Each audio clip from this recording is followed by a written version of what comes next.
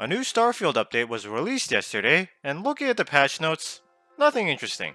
They added achievement-friendly creations for verified creators and fixed some bugs like the leadership skill dialogue bug, and Roach will now accurately track your bounties. The most interesting thing was what's not in the update.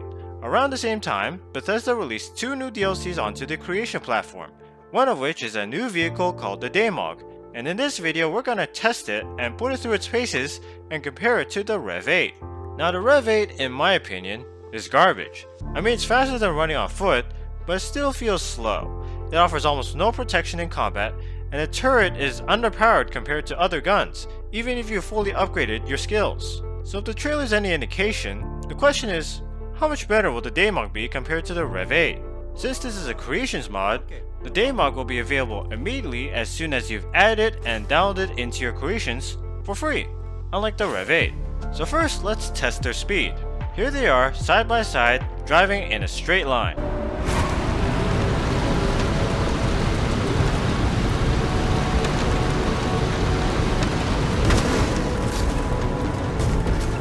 Now let's test it with boost.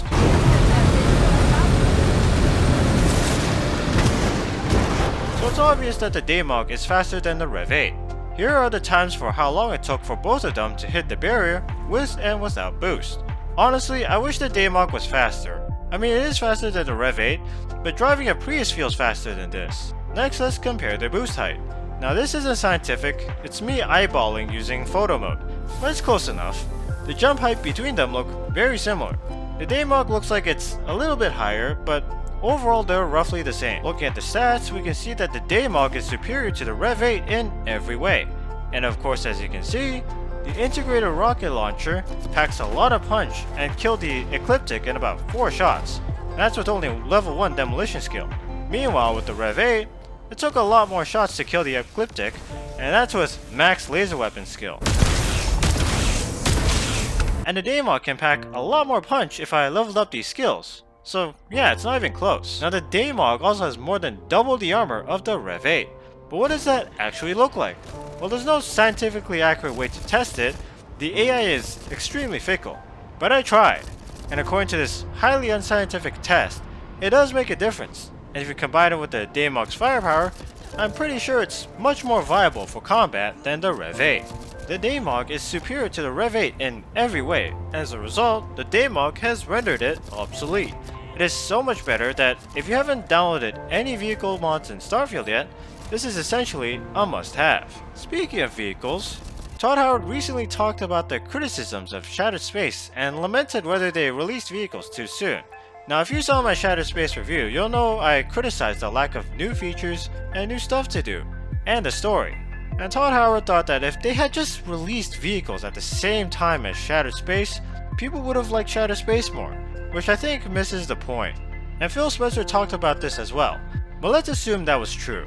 All things being equal, they didn't release the vehicle in August. They showed the same trailer that they showed in Gamescom, and assuming they clarified that the vehicle is not exclusive to Shattered Space, but will come as a separate update at the same time, understandably, people would probably be more hyped about it.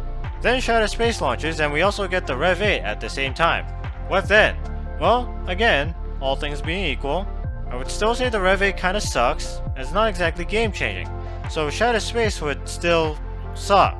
I mean, don't get me wrong, the Rev 8 is nice to have and the map is more vehicle friendly, but nothing in the expansion requires it, so it kinda feels tacked on. So I think Todd Howard gets it, but also doesn't get it. Like, yeah, there's a lack of new features, but there's also nothing interesting in the DLC once you finish the story and the side quests, and the vehicle wasn't gonna change that. I ain't going back to Varun Kai with the dinky Rev 8. If you enjoyed or found this video helpful, hit that like button, subscribe and ring that bell. Of course, I haven't forgotten the second piece of DLC, The Perfect Recipe, which follows the story of a once promising chef who wants to rekindle his dream of becoming a chef. If you want me to cover that DLC, then let me know in the comments below. It's gonna be a very busy week though, a lot of stuff is happening. In the meantime, if you want to know more about what I think of Shattered Space and how Todd Howard could actually improve it, then I highly recommend you watch this video right here.